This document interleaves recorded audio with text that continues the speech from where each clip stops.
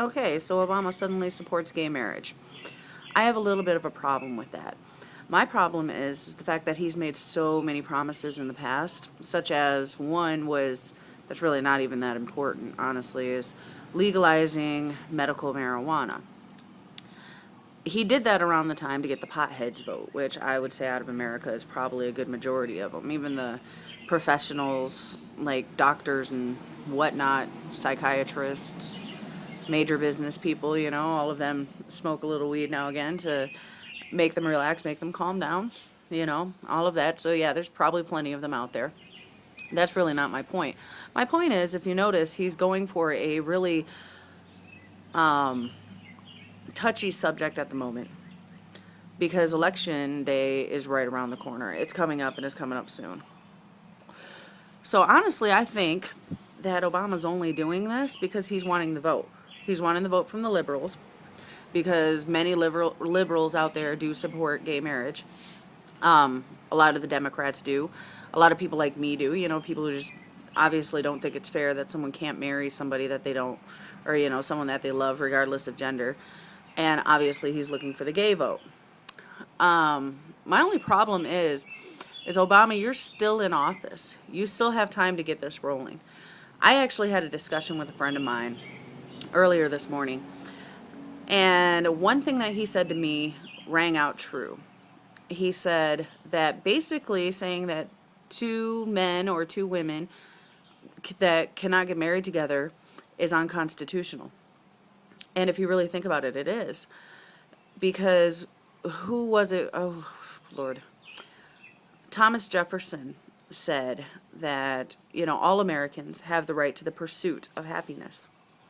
Well, a gay couple doesn't have that right, obviously, because they cannot pursue their happiness. They're not allowed to get married. So, that's one thing that stops them from pursuing that dream.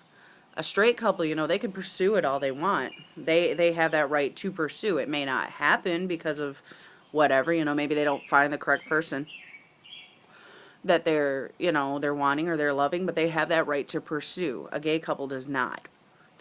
So I think that if Obama's honestly serious about this, which I'm sorry, but I really don't think he is. I think it's all for the vote.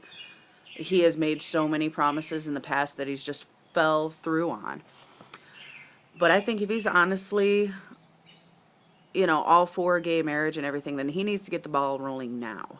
He needs to go from state to state to state, talk to their Congress and say, look, what you are doing is very unconstitutional. It's not right to be able to say that the two members of the same sex cannot get married.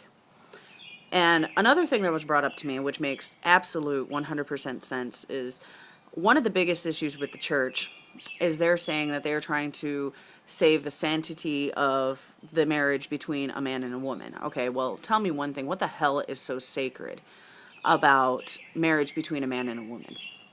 I also had this discussion with somebody, and it makes so much sense to me, and I have actually thought about this before. I want you to sit back and think for just one moment.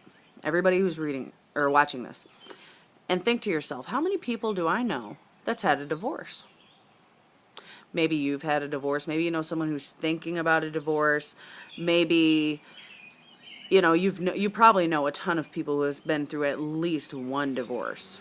And I know so many, several of them. It's very hard nowadays to find, unless they're an older couple, it's very hard nowadays to find anyone who hasn't been through at least one divorce in their entire life. So tell me, if it's so easy to get divorced nowadays, what's so sacred about it? I mean, yeah, I know plenty of people. My own mother's divorced. My father's divorced. Well, obviously. Um, I've got friends who are divorced. I have other family members who are divorced. And it just doesn't seem sacred to me anymore. I mean, a lot of it, the divorces happen over adultery. So, if you're going to cheat on your spouse and mess around, what exactly is so sacred about that? So, to me, they don't have a valid point whatsoever when it comes to them being able to say that. Another thing is we also have freedom of religion here. Okay, so, like I said, I consider myself a non-denomination Christian. I believe in Jesus. I believe in God. I don't believe in a lot of the stuff that I read in the Bible. I also believe that everybody should be able to, you know, follow their own beliefs. That's just how I am. But I don't see why one religion gets to dictate and dominate over who's able to get married and who's not. So Obama needs to really look at that picture as well, that, you know, it's only really one religion. Well, maybe two. Okay, I think the Muslims are like that. Three. Judaism's like that. I mean, there's a couple of religions that don't agree with it, but the biggest one that they're following is the Christian religion. And if everybody has, you know, the freedom of religion and everything, they have the freedom to not believe a certain thing, then why do they have to follow these religious rules? You know, like atheists, they don't believe in anything. I mean, why do they have to follow the rules? Pagans, they have their own beliefs. Why do they have to follow the rules? You know, it all completely makes 100% sense to me to allow these people who follow this other religion to do what they want, because it doesn't say otherwise in their religion. So what they need to do is just realize we are in the 21st century, and that it took a lot of guts for a lot of these people to come out of the closet. And, you know, it's a life struggle for them. So the least that they deserve, after having to deal with all this homophobia and being a second-class citizen, not having the full rights that so many other people are allowed, I think it's about damn time, you know, people stand up and say, hey, this needs to stop, regardless if you agree with it or not. I mean, it's just morally right for America. I mean, there are other countries out there, Australia for one, you know, pretty close, you know, all over the place. They're open about their sexuality, and, you know, it's legal in a lot of spots. And even if it isn't completely legal for the marriage thing, they at least have the same rights. And that's another thing. That's the problem. Everybody's like, oh, well, why do you want to be married? Well, for one, it's probably nice to be able to say the vows to the person you love. You know, I myself am engaged to get married, and I'm looking forward to being able to do that exact same thing. But for me, I'm allowed to because I'm marrying a man. And that's just not fair. I mean, why do I get to pursue that happiness and they don't?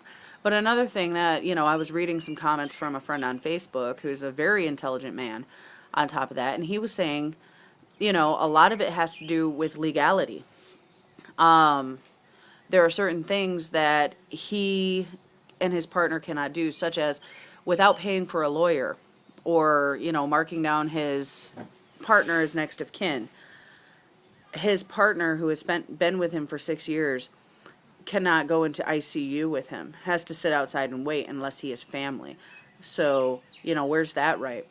Another thing is if his partner were to die and he didn't have a will made up, you know, for the sake of argument, or he didn't go through all these loopholes with legal issues, his partner's family, who disowned him for being bisexual, by the way, would be able to come up and say, hey, well, this belonged to my son.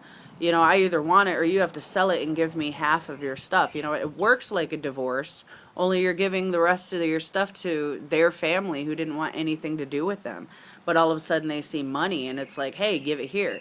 You know, to where like a straight married couple, when I get married to my fiance and let's say he dies or I die, everything that I've owned or he's owned will come to me. You know, the house I'll be able to keep the house in my name. Now, granted, I'll still have to keep paying on the bank, but I'll be able to keep the house. It'll go directly to me. With my friend, there's a big possibility that if his partner was to be on that lease, that he would have to sell it and give half of that money to his partner's family. And that's not even right, especially since his partner's family has disowned him and things like that just because he chose to be with a man instead of a woman.